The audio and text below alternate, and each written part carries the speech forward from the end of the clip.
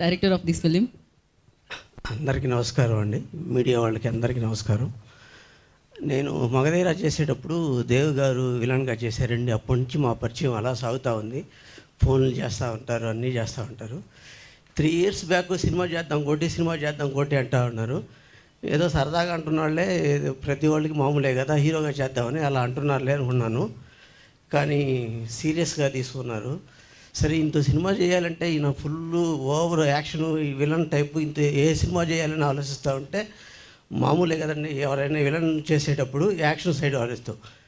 Correct ఇతనికి police character అయితే బాగుంటుందని ఆ పోలీస్ కథను ఎన్నుకొని అక్కడి నుంచి స్టోరీ వర్కౌట్ చేసి అలా సినిమా ప్రజెంట్ చేసేవాడిని. చిన్న బడ్జెట్ అనుకున్నాము, అది పెద్ద అయిపోయింది.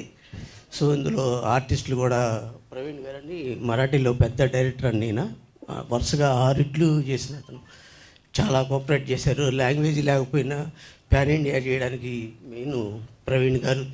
దేవ్ గారు అయితే క్లోజ్ కాబట్టి మనకు ప్రాబ్లం లేదండి, భాష అటు ఇటు ఉన్న అర్థం చేసుకొని చేసేసేవాడు. సో అది పెద్ద ప్రాబ్లం కాలేదు. షూటింగ్ అంతా తెలుగులో హిందీలో చేసాము.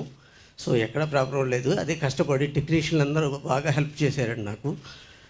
తేజస్విని గారు, చిత్ర గారు, అలాగే ప్రభాకరు అండ్ చాలామంది మంచి ఆర్టిస్టులు కూడా చేశారు. అలా సినిమా బాగా చేసేవాడిని. ఇంకా రిజల్ట్ చూడాలి, రిజల్ట్ చూస్తే ఎలా ఉంటుందని చెప్పాలి. Thank you. ఖచ్చితంగా బాగుంటుంది త్రికోటి గారు, ఎందుకంటే టీజర్ సూపర్గా ఉంది, రిజల్ట్ ఇంకా బాగుంటుంది డెఫినెట్గా.